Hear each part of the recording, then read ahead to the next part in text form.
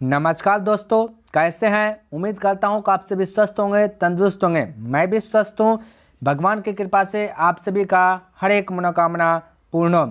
तो class start करते हैं एक मोटिवेशनल कोट्स के साथ। तो कहते हैं कि बदल जाओ वक्त के साथ या फिर वक्त बदलना सीखो। कि बदल जाओ वक्त के साथ या फिर वक्त बदलना सीखो। मजबूरियों को मत कोसो, हर हाल में चलना सीखो, हर हाल में चलना सीखो। मेरे भाई, आपके पास मजबूरियां आएगा, उसको मत कोसना है। आपको आगे बढ़ते रहना, आगे बढ़ते रहना, आपको मंजिल अवश्य ही मिलेगी। देखिए मेरे भाई, आज का क्लास में क्या सीखेंगे। मैथमेटिक्स ये गणित 2012 क्लास 10th का 2012 क्वेश्चन बैंक में जितना भी पूछा गया फर्स्ट सीटिंग वो चीज़ पे कवर करेंगे। ठीक है मेरे भाई, देखिए फर्स्ट सीटिंग के बाद मेरे भाई हमने बहुत प्रयास किया ढूंढने का, है ना। वो आपका सेकेंड सीटिंग मिला नहीं, लेकिन हाँ फट गया है।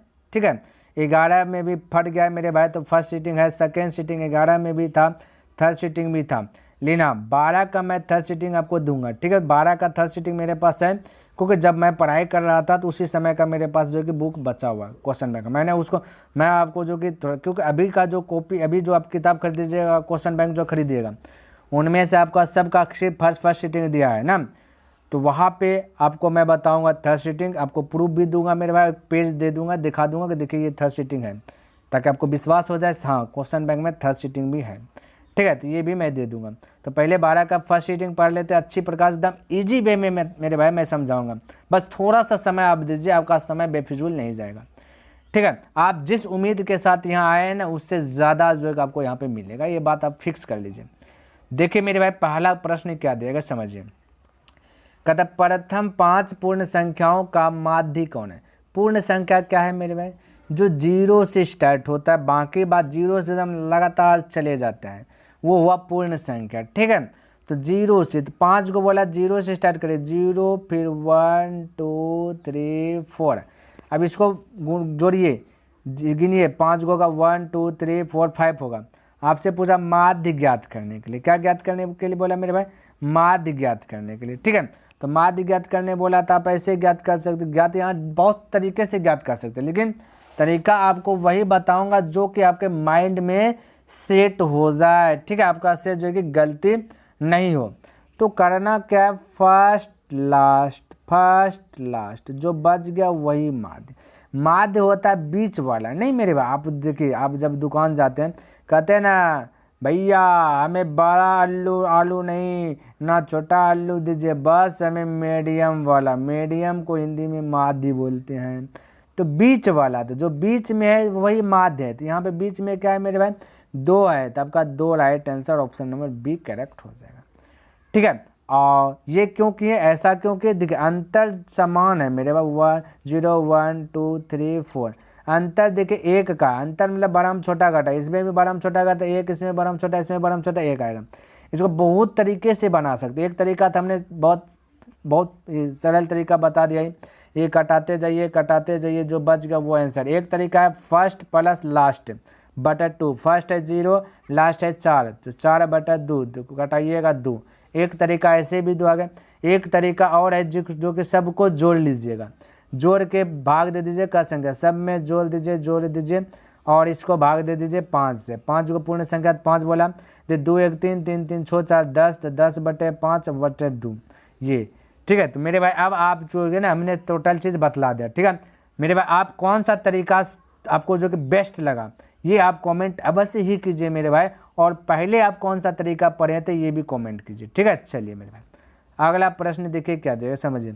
कहता है 2 वृत्तों के क्षेत्रफल का रेशियो दिया गया 4:5। ठीक है 4:1 है मेरे भाई, 1, तो उनकी त्रिज्याओं का अनुपात क्या है।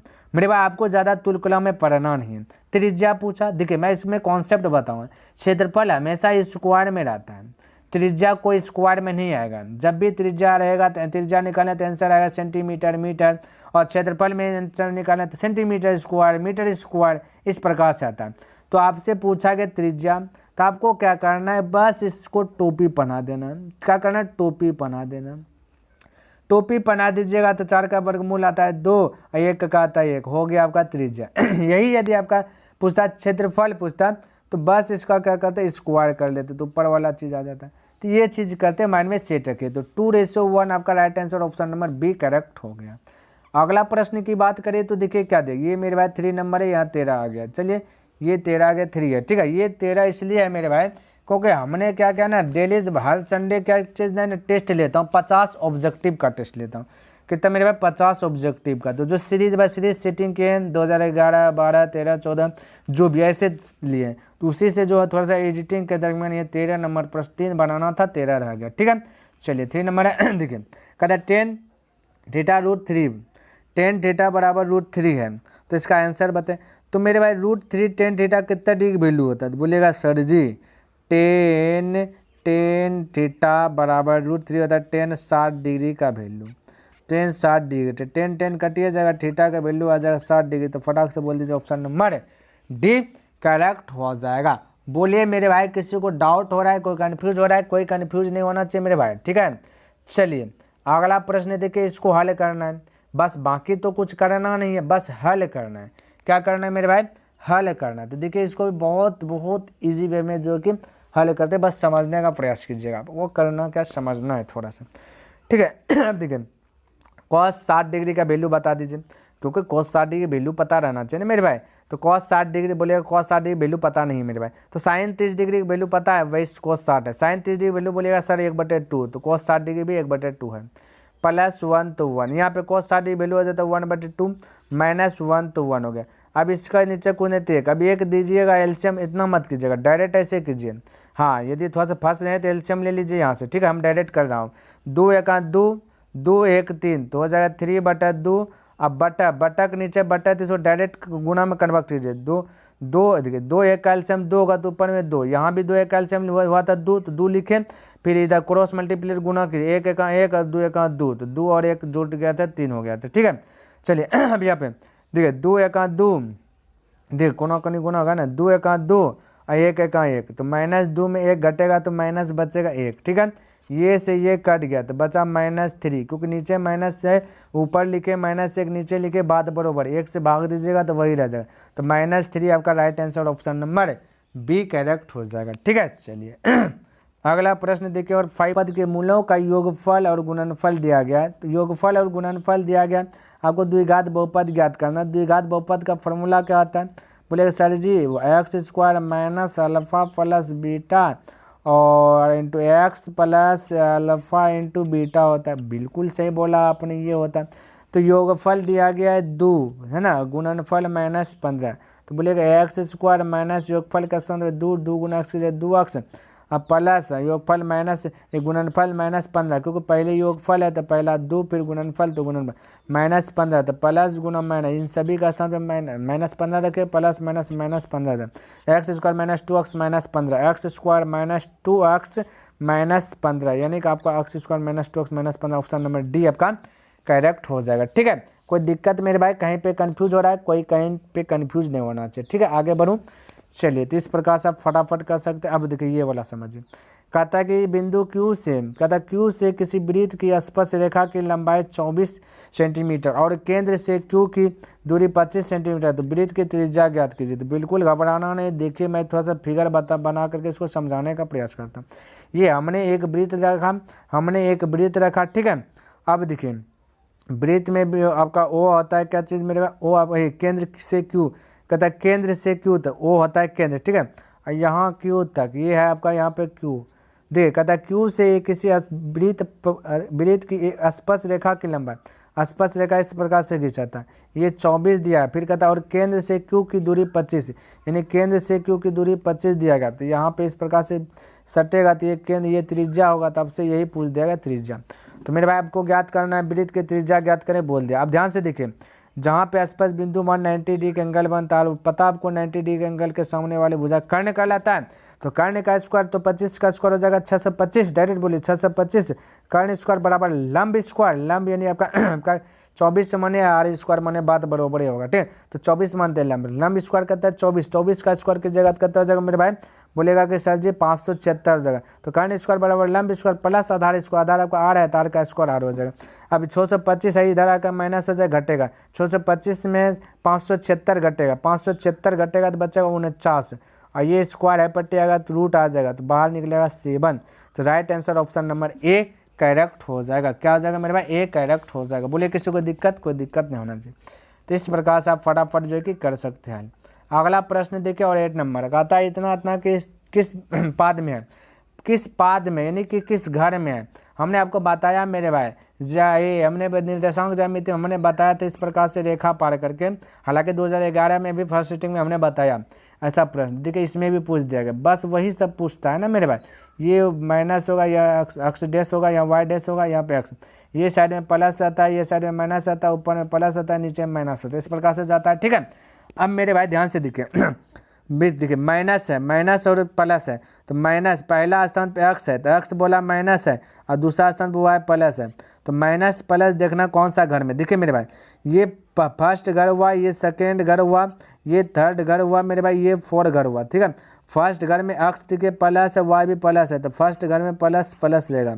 सेकेंड घर की बात करें तो पहले एक्स को चूज करेंगे, एक्स है माइनस तो माइनस है, वाई है पट्टी देखो ऊपर में वाई, वाई है प्लस, तो सेकेंड घर में माइनस प्लस आता है, क्या आता है माइनस प्लस आता है। थर्ड घर में पहले एक्स यूज करेंगे, एक्स आपका माइनस है पट्टी माइनस आता है, और वाई नीचे वाला देखिए माइनस है, तो थर्ड घर में दोनों घर माइनस आता है। ठीक है, फोर्थ घर में देखिए पहले एक्स यूज कीजिए, एक्स है प्लस, फिर वाई को यूज कीजिए, वाई नीचे में माइनस, तो माइनस सीधा जाएगा। ठीक है, प्लस माइनस आपसे देखिए एक्स है माइनस, वाई है प्लस, तो माइनस प्लस पूछा किस घर में, तो माइनस प्लस देखिए मेरे भाई दूसरा घर में, दूसरा घर में फटाक से बोलिए द्वितीय पाद, द्वितीय चतुर्थांश भी बोल सकते हैं। ठीक है, चलिए देखिए मेरे भाई ऐसा प्रश्न सेम टू सेम 2011 में हमने बताया। ठीक है, यहाँ भी पूछ दिया गया, तो यही पूछा वही क्वेश्चन पूछता है। ठीक है, तो हमने कैसे क्यों बताया, पहले ही हमने बताया जब 11 स्टार्ट के पहले ही बताया, यदि क्वेश्चन बैंक खत्म है तो आपका फर्स्ट डिवीजन कोई काट ही नहीं सकता है, क्योंकि पूछा है वही पूछता है, बस थोड़ा सा चेंज वेंज कर दिया हो गया, कहानी खत्म।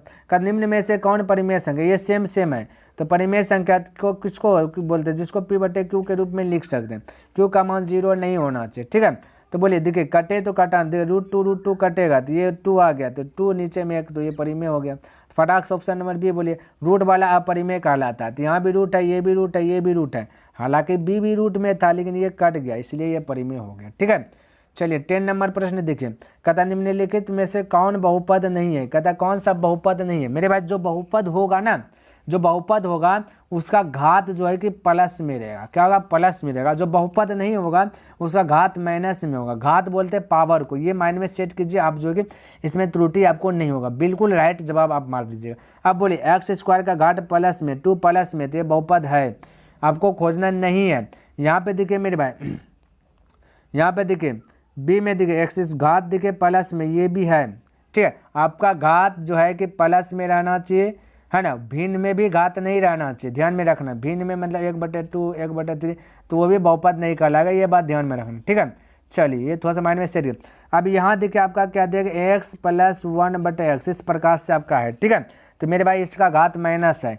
बोलिए कैसे सर जी, तो हमने बोले सी आंसर होगा। बोलिए कैसे सर जी घात माइनस है, तो मेरे भाई क्लास 8 में यदि ईमानदारी से पढ़े हैं तो आपको पता होगा कि एक देखिए आपको पता होगा 1/a⁻m बराबर फॉर्मूला आता है a⁻−m। ठीक है, तो बस देखिए पावर माइनस हम यहाँ पे देखिए 1/x पर पावर कुछ नहीं तो 1 बोल सकते हैं, क्योंकि 2 पर पावर 1 का मतलब 2 होता है, किसी भी के पावर 1 दीजिएगा तो उसका मतलब वही रह जाता है। ठीक है, तो हम कह सकते हैं 1/x पर पावर 1।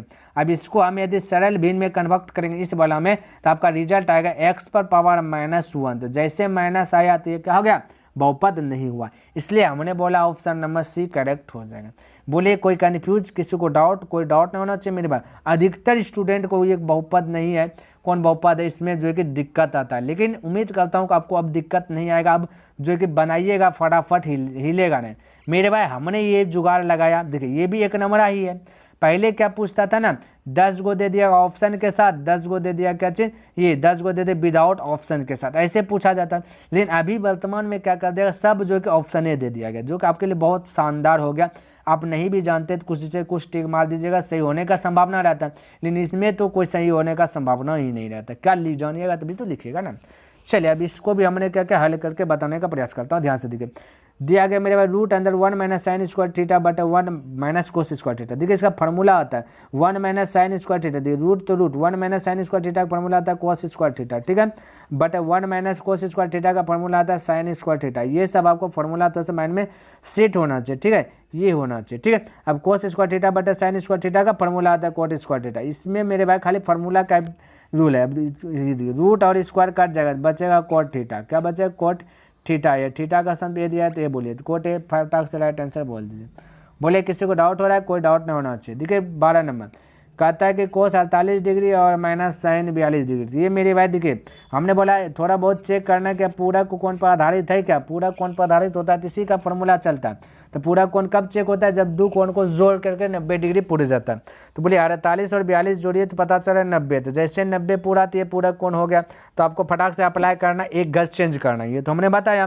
तो एक गज चेंज करना तो इसी को चेंज करता हो तो हम बोल सकते हैं कि cos 90 degree minus theta, theta का स्थान पे 48 डिग्री, थीटा का स्थान पे 48, ठीक है, 48 माइनस ये 48, फिर हम इस प्रकार से इसको ब्रैकेट के अंदर माइनस आपका साइन 42, ठीक है, समझने का प्रयास कीजिए।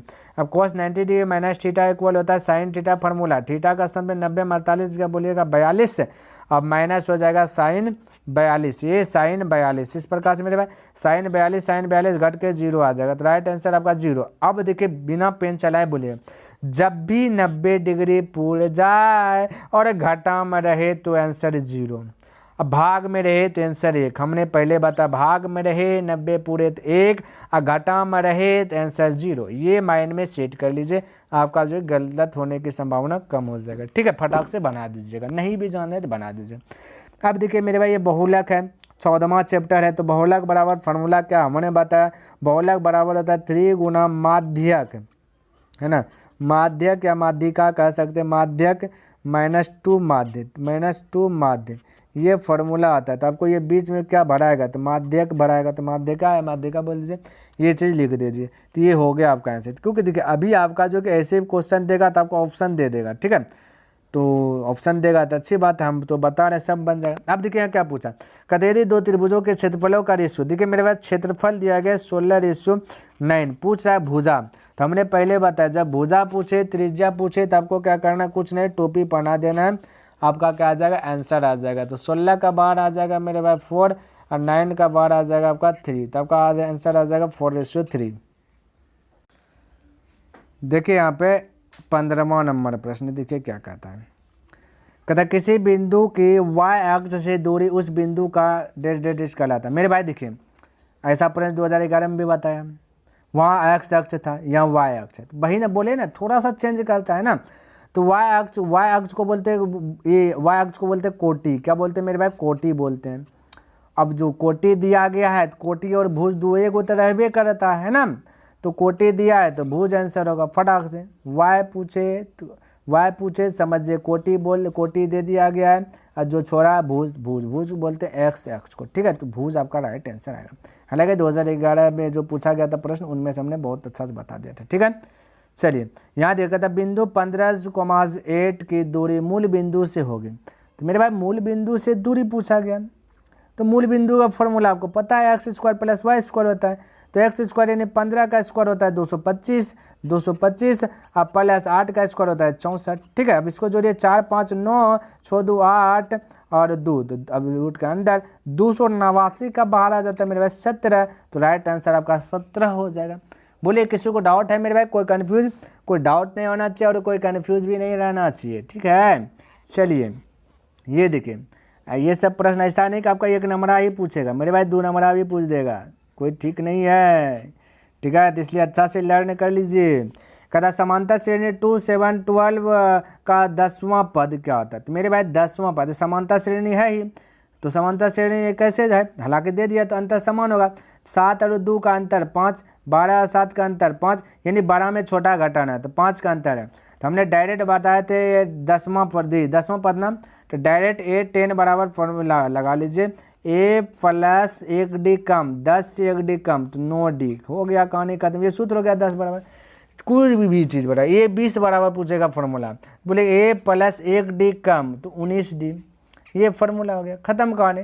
जो भी पूछे है ना, ये 10 निकाले, 10वां पद निकाले, 20वां पद निकाले, 15वां पद निकाले, तो ऐसे यही फॉर्मूला लगाना, ए 10 बराबर ए प्लस इससे एक डी कम, तो 9 डी हो जाएगा। ए का वैल्यू पता है 2 प्लस 9 तो 9, और डी का वैल्यू 5, अंतर कितना का 5, तो अंतर डी 5 निकाल 9 5 45, 2 47, बटा अक्षर आंसर 47। ठीक है, बोलिए कोई दिक्कत आ रहा है?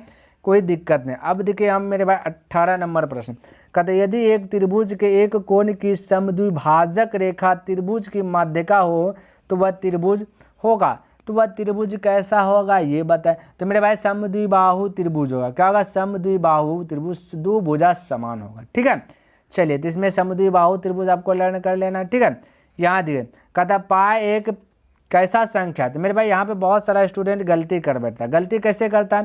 कहता अच्छा भाई पाई का वैल्यू 22/7 और जैसे p/q के रूप में लिखे तो परिमेय संख्या, परिमेय संख्या। तो बहुत स्टूडेंट परिमेय संख्या मार देता है ना, लेकिन ये कदापि गलत है।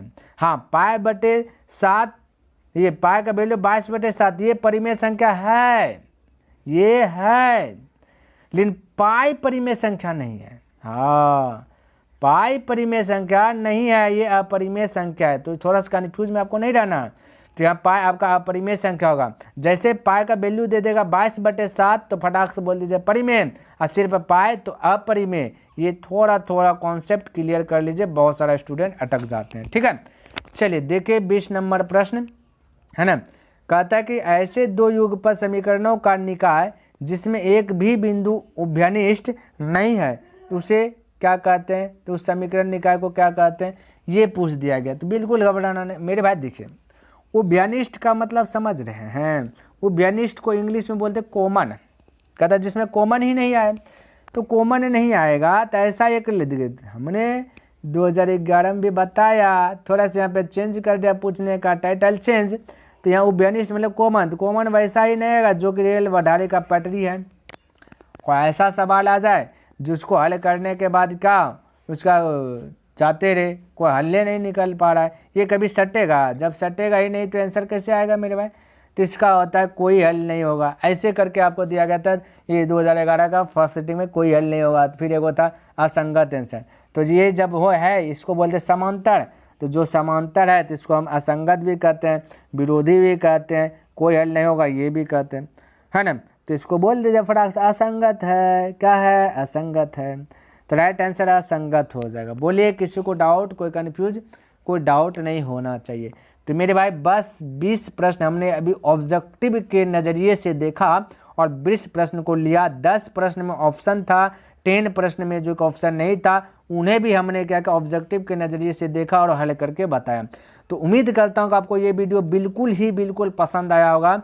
यदि पसंद आया तो मेरे भाई दिल से इसे लाइक अवश्य कर दें, और यदि अभी तक सब्सक्राइब नहीं किए तो इसे सब्सक्राइब भी कर दें, क्योंकि ऐसे आपको जो कि इस चैनल पर वीडियोस मिलते रहेगा। और हो सके तो मेरे भाई अपने दोस्तों के साथ शेयर करना बिल्कुल ही नहीं भूलें।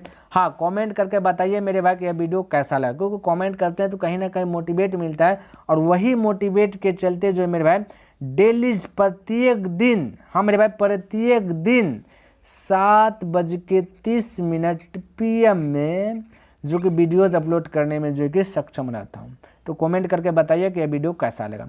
नेक्स्ट दिन मिलेंगे इनसे आगे लेकर के। ठीक है, तो इनसे आगे क्या सीखेंगे मेरे भाई? 2012 का थर्ड सीटिंग, क्योंकि सेकेंड सीटिंग तक फट गया है मेरे भाई, इसलिए 11 का भी फट गया, 12 का भी। मेरे पास बहुत पुराना किताब है क्वेश्चन बैंक का, तो वो है जो कि सभी मास्टर के पास शायद ही नहीं है। तो वो आप यूट्यूब पर ढूंढ लीजिए, ये सब आपको थर्ड सीटिंग नहीं मिलेगा। हालांकि हम प्रूफ आपको देंगे, है ना, क्योंकि आपका जब किताब अभी निकला है तो थर्ड सीटिंग सेकंड सीटिंग को फेल करते गया है, एग्जाम में वही टाइप का क्वेश्चन पूछ देता है। ठीक है, चलिए मेरे भाई, तब तक के लिए धन्यवाद। जय हिंद, जय भारत।